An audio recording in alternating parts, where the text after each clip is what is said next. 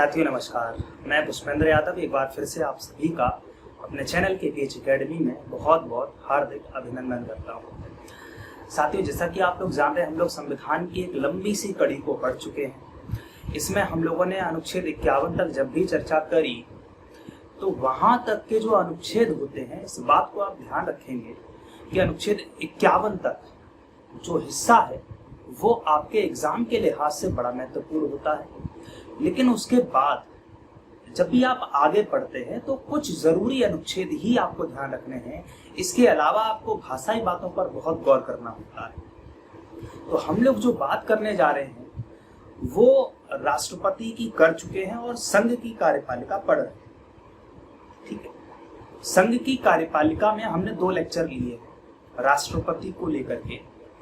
एक हिस्सा तो हमने राष्ट्रपति के बारे में बेसिक्स जाना, जिसमें उसका निर्वाचन से लेकर के महाभियोग तक की प्रक्रिया शामिल थी, और दूसरा हिस्सा हमने राष्ट्रपति की शक्तियों का पढ़ाया। ये 2 हिस्से हम लोग पढ़ चुके हैं। अब हम लोग जिस टॉपिक पर आ रहे हैं वो उपराष्ट्रपति और प्रधानमंत्री के पद की बात है।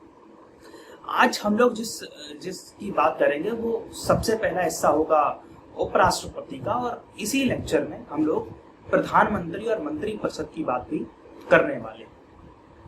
उपराष्ट्रपति कहने के लिए बड़ा कठिन टॉपिक तो है नहीं। देखो, मैं आपको बता दूं, उपराष्ट्रपति राष्ट्रपति के बाद संविधान में दूसरा सबसे ऊंचा पद है।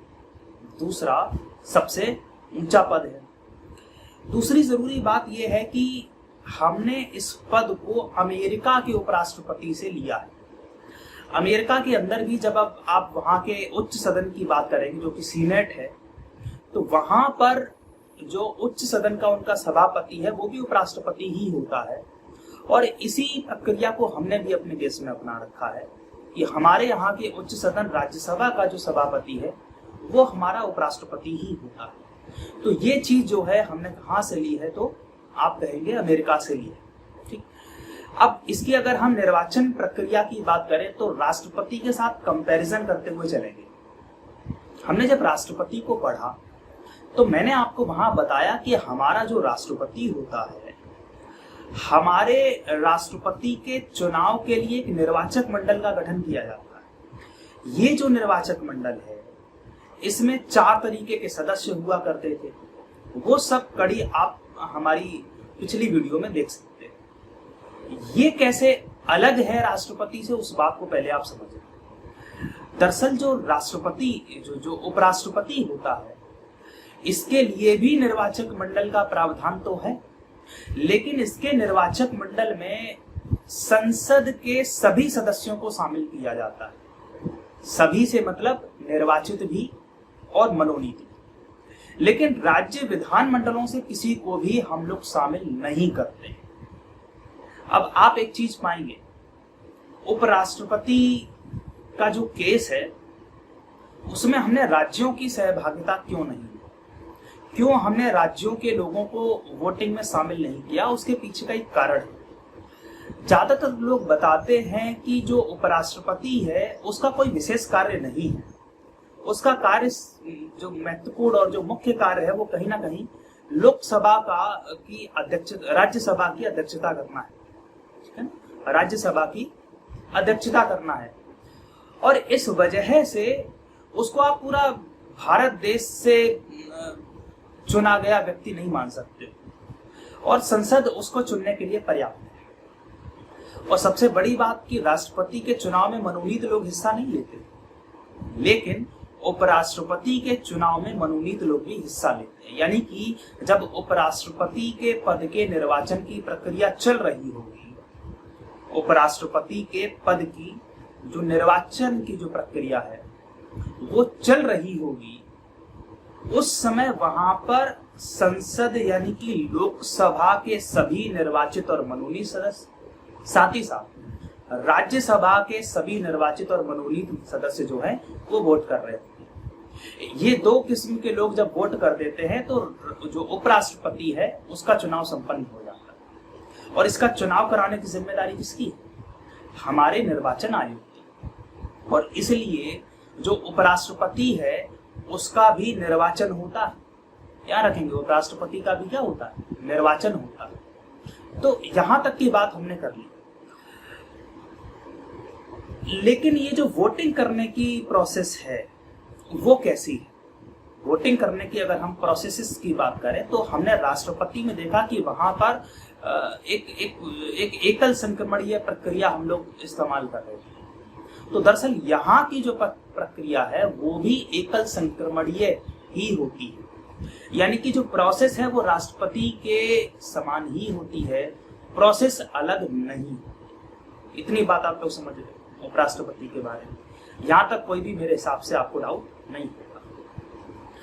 अब बात करते हैं उपराष्ट्रपति पद हेतु योग्यताओं की। कौन कौन सी जरूरी योग्यताएं हैं जो कि उपराष्ट्रपति बनने के लिए चाहिए होगी। अब ये जो योग्यताएं होंगी ना वो लगभग राष्ट्रपति के समान ही होंगी, एक आध जगह को छोड़कर। जैसे भारत का नागरिक, ये राष्ट्रपति में भी थी, यहां भी है। 35 वर्ष की आयु पूरी कर ली हो, ये राष्ट्रपति में भी है, यहां भी है। तीसरी बात कि राज्यसभा का सदस्य चुने जाने की योग्यता रखता हो। अब राज्यसभा का सदस्य चुने जाने की, राष्ट्रपति में याद है क्या था? राष्ट्रपति में था दोस्तों लोकसभा का सदस्य चुने जाने की योग्यता रखता हो। ये बड़ा महत्वपूर्ण है आपके लिए, और इसी में आप लोग कन्फ्यूज आ जाते हो जब पेपर में ऑप्शन आते हैं। पेपर में क्वेश्चन पूछेगा कि बताइए उपराष्ट्रपति के पद हेतु निम्न में से कौन सी एक योग्यता शामिल नहीं। पता चलेगा वहां पर राज्यसभा की जगह लोकसभा लिख देगा। तो हो सकता है आप ये सोच बैठो कि नहीं एक सदन तो था ही। ध्यान रखना जब बात राष्ट्रपति की आएगी तो वो लोकसभा का सदस्य चुने जाने की योग्यता जरूर रखता है, लेकिन जब बात उपराष्ट्रपति की आएगी तो वो राज्यसभा का सदस्य चुने जाने की योग्यता जरूर रखता है। ठीक। चौथी जो जरूरी और इंपॉर्टेंट योग्यता है वो है कि वो किसी लाभ के पद पर नहीं होना चाहिए। ठीक है, कोई भी सरकारी पद पर नहीं होना चाहिए। हाँ, अगर वो लाभ के पद पर है, जैसे किसी वो सांसद है या विधायक है, तो ऐसे में वो पद इस समय लाभ के पद नहीं माने जाएंगे और वो चुनाव लड़ सकता है, लेकिन शपथ लेने से पहले उन पदों को उसे छोड़ना पड़ेगा। और अगर नहीं छोड़ता है तो शपथ ग्रहण की तारीख से ही उन पदों से इसका इस्तीफा मान लिया जाता है। ठीक है, ये एक जरूरी बात थी जो कि योग्यताओं के संबंध में थी। अब हम लोग बात करते हैं कि योग्यताओं के बाद अगला बंदा जैसे ही योग्यता पूरी करेगा, मान लो तुमने या हमने कर ली, तो चलो अब चुनाव लड़ते हैं। अब चुनाव लड़ने की प्रक्रिया में पहला काम क्या होता है? नामांकन। नामांकन की कुछ शर्तें हैं, जैसे राष्ट्रपति में थी वैसे ही यहां भी। राष्ट्रपति में शर्त ये थी कि 50 प्रस्तावक हों और 50 ही अनुमोदक हों, तब जाकर के आप इस शर्त को जब तक पूरा नहीं करेंगे आप वहां पर नामांकन नहीं कर सकते थे। उपराष्ट्रपति में थोड़ा सा फर्क है, आपको 20 प्रस्तावक चाहिए और 20 ही अनुमोदक चाहिए। अगर आप ये कंडीशन फॉलो कर लेते हो कि 20 प्रस्तावक और 20 अनुमोदक होने चाहिए तो आप नामांकन कर सकते हो। और इसी के साथ एक और जरूरी बात यह है कि रिजर्व बैंक में 15,000 रुपए की जमानत राशि भी आपको जमा करनी पड़ेगी, जो कि 1/6 वोट ना पाने की स्थिति में जब्त हो जाती है। सुना होगा ना, जमानत जब्त होगी, ये वही जमानत होगी। ठीक, तो एक जमानत राशि जो कि 15,000 रुपए की होगी उसको आपको जमा करना पड़ेगा। ठीक, कोई बात नहीं, चुनाव हो गया, सारी बात हो गई, जीत भी गए। अब क्या आएगा? अब शपथ लेनी। जब शपथ लेने जाओगे तो शपथ कौन दिलाएगा? उपराष्ट्रपति, राष्ट्रपति दिलाएगा। क्या जरूरी है कि हमेशा राष्ट्रपति स्वयं जाए? नहीं, यह संभव है कि राष्ट्रपति अपनी ओर से किसी व्यक्ति को नियुक्त कर दे कि आप जाओ और शपथ दिला के आओ। तो मैंने आपको बताया था आर्टिकल 53 में कि राष्ट्रपति अपनी शक्तियों का प्रयोग स्वयं या अपने अधीनस्थ अधिकारियों के माध्यम से कर सकेगा। तो शक्ति का भी प्रयोग करके वो यहाँ पर शपथ दिला सकता है। इतनी बात जब हो जाती है, अब बात ये उठती है कि कितने दिनों तक रहोगे पद पे। तो उपराष्ट्रपति का जो कार्यकाल है वो होता है भाइयों 5 साल का। 5 साल तक उपराष्ट्रपति अपने पद पर सामान्यतः बना रहता है।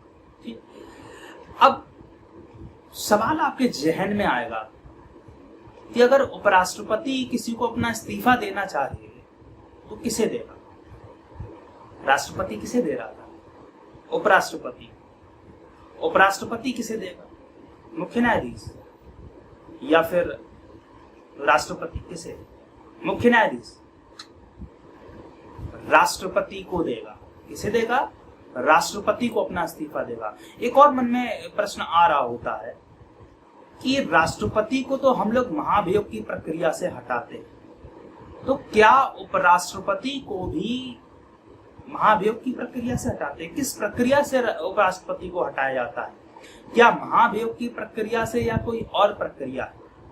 महाभियोग की प्रक्रिया से नहीं हटाते हैं। इसकी जो प्रक्रिया है वो होती है कि राज्यसभा में पूर्ण बहुमत से एक संकल्प को पारित किया जाना चाहिए, सिर्फ राज्यसभा में।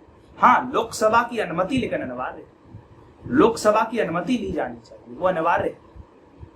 लोकसभा की अनुमति लेने के बाद राज्यसभा से आप संकल्प पारित कर दो, पूर्ण बहुमत का संकल्प पारित कर दो, तो राष्ट्रपति को आप, उपराष्ट्रपति को आप उसके पद से हटा सकते हैं। ठीक। अब एक और बात, जब राष्ट्रपति को हटाया जा रहा था तो आपके जहन में क्या था? हमने आपको एक बात बताई थी कि 14 दिन पहले राष्ट्रपति को ऐसा नोटिस भेजा जाता कि हम आपको हटाने के लिए एक प्रस्ताव ला रहे हैं। क्या यहां पर भी ऐसा होगा? जी हां, यहां पर भी आपको 14 दिन पहले ऐसा नोटिस देना पड़ेगा। एक और प्रश्न आपके मन में आएगा कि क्या 5 वर्ष बीत जाने के बाद भी उपराष्ट्रपति अपने पद पर बना रहेगा? क्योंकि राष्ट्रपति में हमने क्या देखा था कि जब तक उत्तराधिकारी नहीं आ जाता था तब तक अगला बंदा अपनी कुर्सी छोड़कर नहीं जाता, तब तक बैठा रहता था जब तक कि उसका उत्तराधिकारी नहीं आ जाता था। यही बात यहां पर भी लागू होगा कि जब तक उपराष्ट्रपति का उत्तराधिकारी नहीं आ जाता तब तक वो अपने पद पर बना रहेगा। बात समझ गए? तब तक वो अपने पद पर बना रहेगा। अब इतनी सारी बात हो गई है, सीधे आते हैं उपराष्ट्रपति की शक्तियों पर और उसके कार्य पर। पहली बात, सिर्फ 2 मुख्य कार्य हैं, इसके मैं आपको बता देता हूं। अनुच्छेद 64 में दिया है कि ये राज्यसभा का पदेन सभापति होगा। राज्यसभा का पदेन सभापति होगा। अब ये क्या होता है जरा जान लो। हमारी संसद है, 2 हाउस हैं उसमें, एक लोकसभा का है, एक राज्यसभा का है।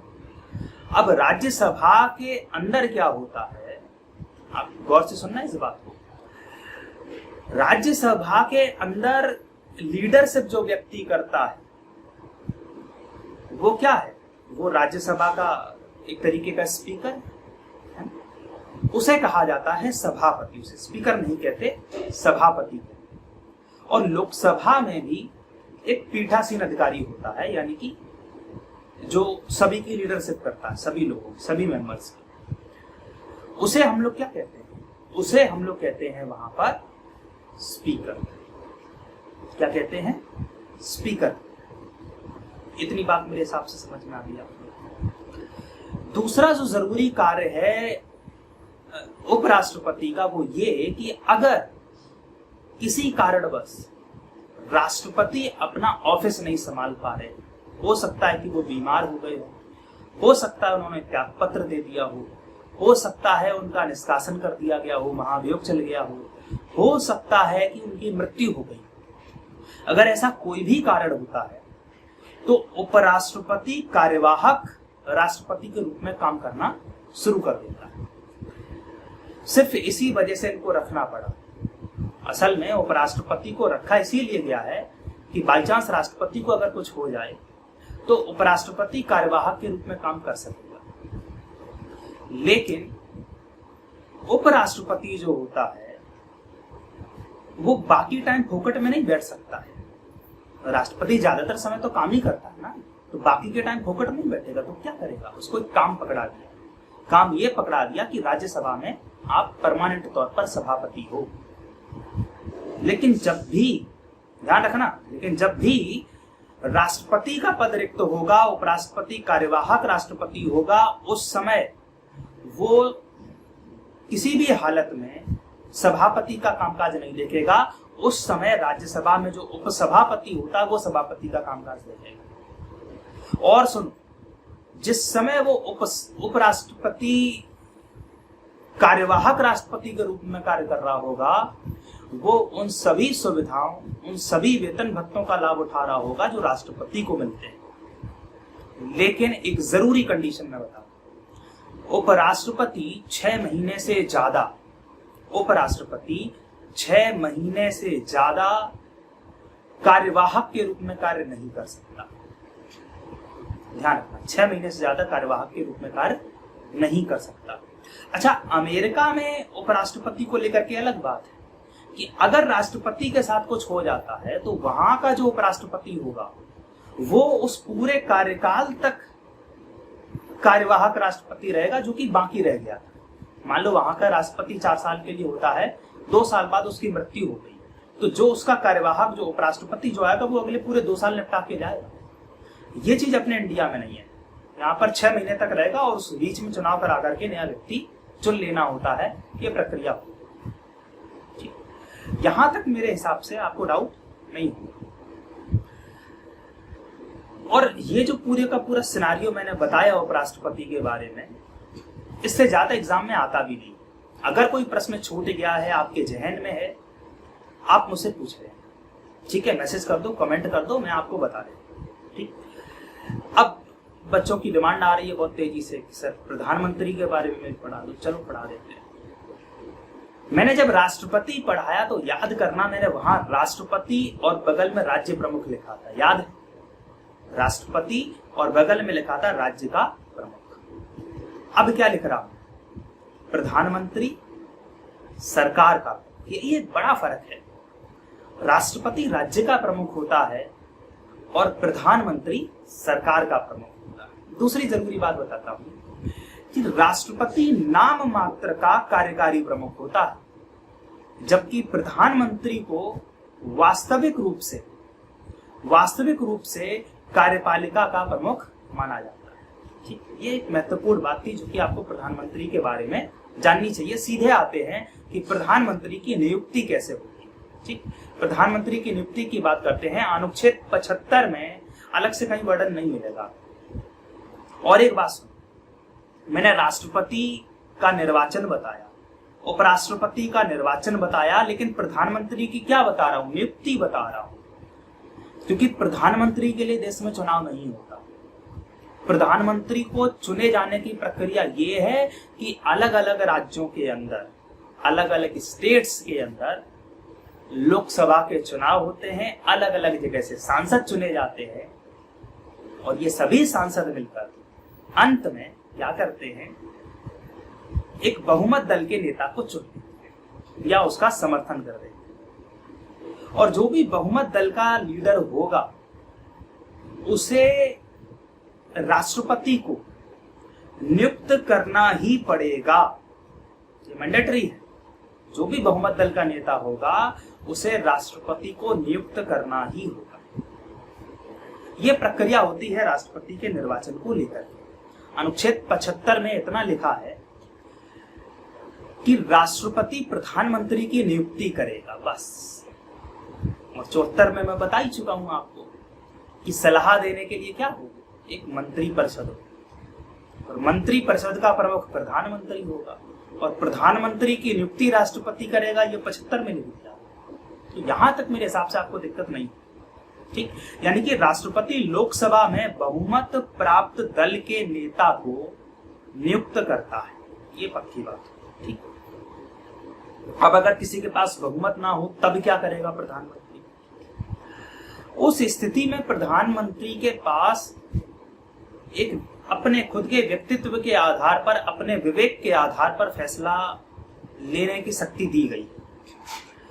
ऐसे में प्रधानमंत्री किसी गठबंधन के नेता को, या जो सबसे बड़ी पार्टी है जिसके पास ज्यादा सांसद है उसके लीडर को आमंत्रित कर सकता है और नियुक्त प्रधानमंत्री के रूप में नियुक्त कर सकता है। ये स्पेशल राइट है। इसका एक उदाहरण है जो सबसे पहली बार सामने आया 1979 में। 75 में इंदिरा गांधी ने आपातकाल लगाया था और 77 के बाद उनकी सरकार गिर गई और जनता पार्टी की सरकार आ गई। जब जनता पार्टी की सरकार आई तो मोरारजी देसाई उस समय प्रधानमंत्री बन गए। 1979 में क्या हुआ कि मोरारजी देसाई का बहुमत खत्म हो गया और वो बहुमत साबित नहीं कर पाए। अब ऐसे में जो बड़ा दल था वो चौधरी चरण सिंह का था और पहली बार इतिहास में ऐसा हुआ कि चौधरी चरण सिंह को प्रधानमंत्री बनाया गया देश का। अब ऐसी स्थिति में किया यह जाता है कि 1 महीने के अंदर विश्वास मत जो है वो शो करना पड़ता है, दिखाना पड़ता है। तो चौधरी चरण सिंह भी बहुत ज्यादा समय के लिए जो है वो प्रधानमंत्री नहीं बन पाए थे देश के। इस बात को आप ध्यान रखें।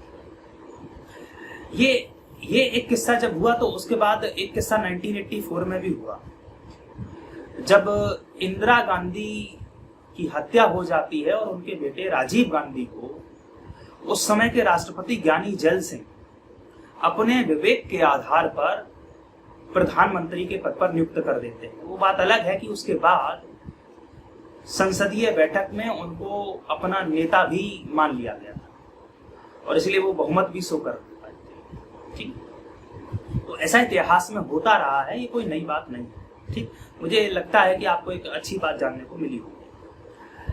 अब आते हैं प्रधानमंत्री की शपथ, पदावधि और वेतन के बारे में।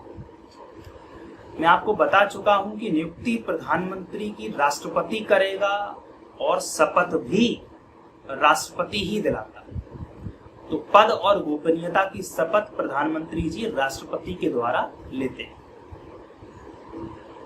अब बात करते हैं पदावधि की। पदावधि का देखो जिक्र कहीं नहीं है कि 5 साल के लिए होगा प्रधानमंत्री। हम लोग कहते हैं ना 5 साल के लिए, ऐसा कुछ नहीं।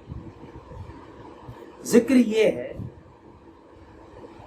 कि जो प्रधानमंत्री होता है वो राष्ट्रपति के प्रसाद पर्यंत पद धारण करता है और वो लोकसभा का नेता होता है। सबसे बड़ी बात है कि वो लोकसभा का नेता होता है और किसी भी सरकार को अपना बहुमत राज्यसभा में नहीं शो करना होता, लोकसभा में करना पड़ता है, क्योंकि लोकसभा लोगों की सभा होती है। जनता का बहुमत होना चाहिए, जनता साथ है कि नहीं, और इसलिए अगर लोकसभा में बहुमत है तो आप पद पर रह सकते हो। लेकिन लोकसभा का जो भी सदस्य होगा उसका कार्यकाल कितने दिन का होगा? 5 साल का।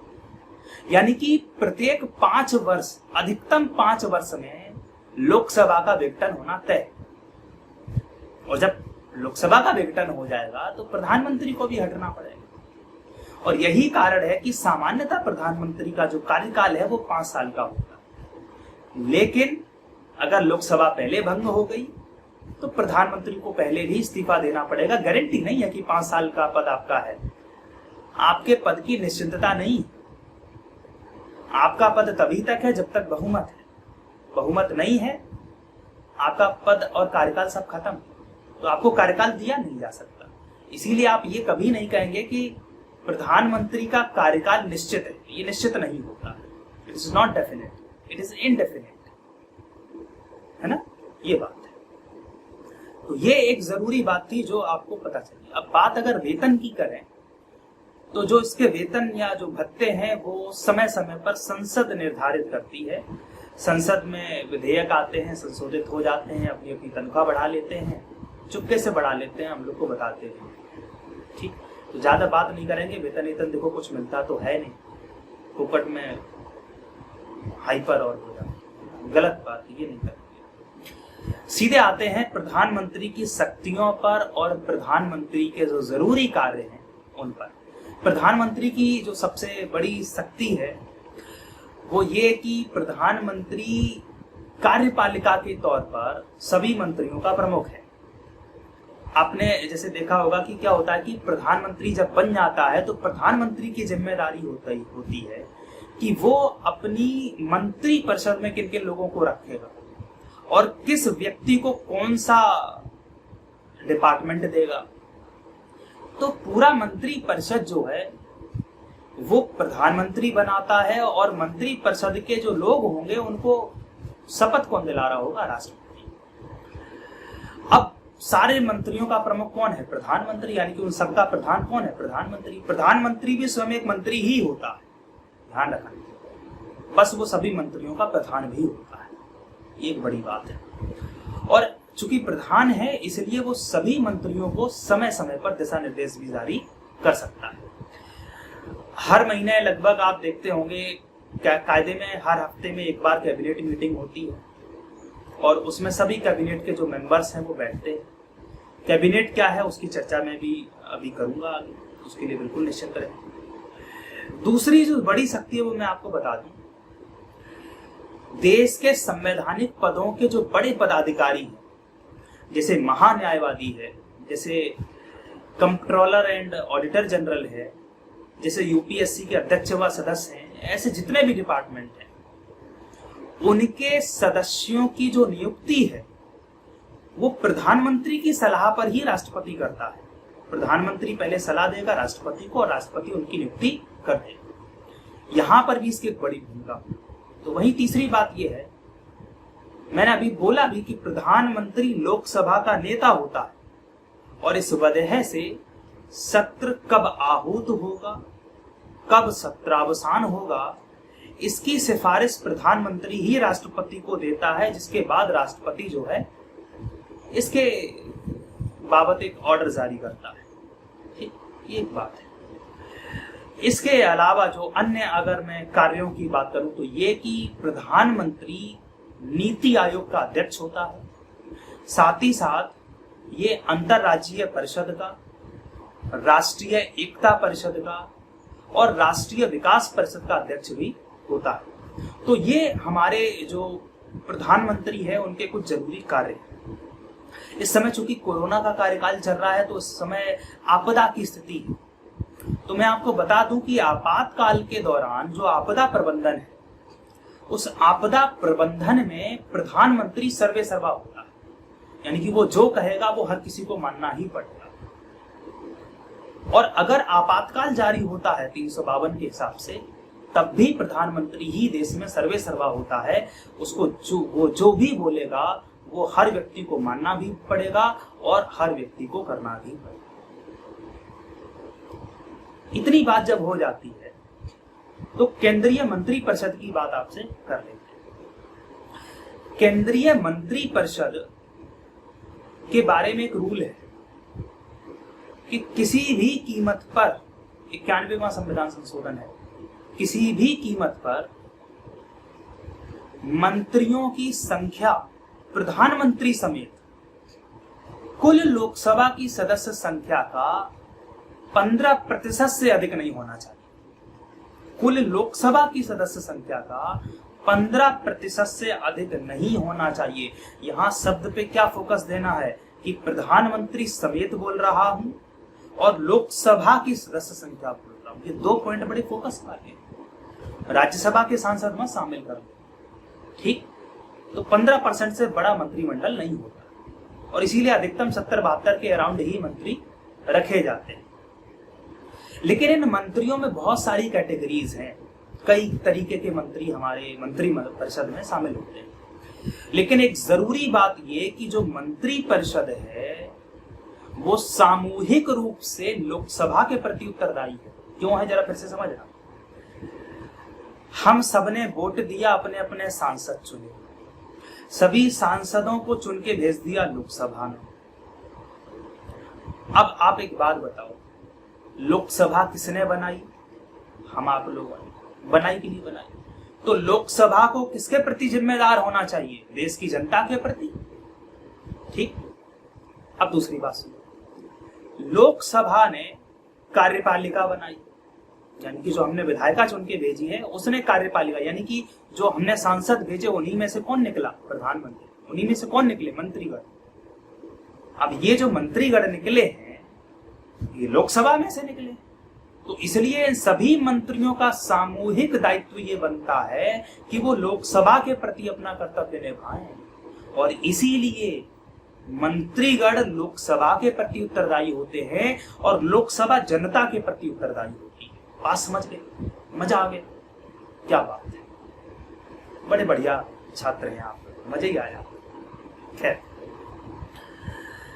अब जो अगली बात है वो ये कि मंत्री परिषद कितने हिस्सों में बटी होती है। मंत्री परिषद में 3 किस्म के मंत्री होते हैं। एक कैबिनेट स्तर के, दूसरे राज्य मंत्री और तीसरे होते हैं उपमंत्री। उपमंत्री सामान्यतः नहीं रखे जाते हैं। कैबिनेट और राज्य मंत्री बहुत प्रमुख हैं और राज्य मंत्री भी 2 तरीके का।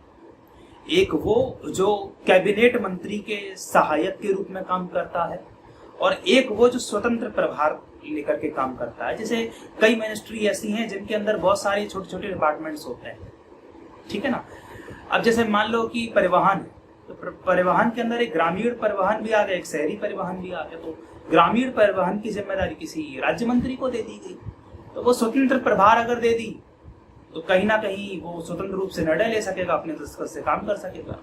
लेकिन अगर सहायक है कोई मंत्री, कोई सहायक रूप से, तो वो कैबिनेट मंत्री को बताएगा कि नहीं अब ये करना चाहिए, अब ये करना चाहिए, लेकिन फाइनल डिसीजन कैबिनेट मंत्री ही ले रहा हो।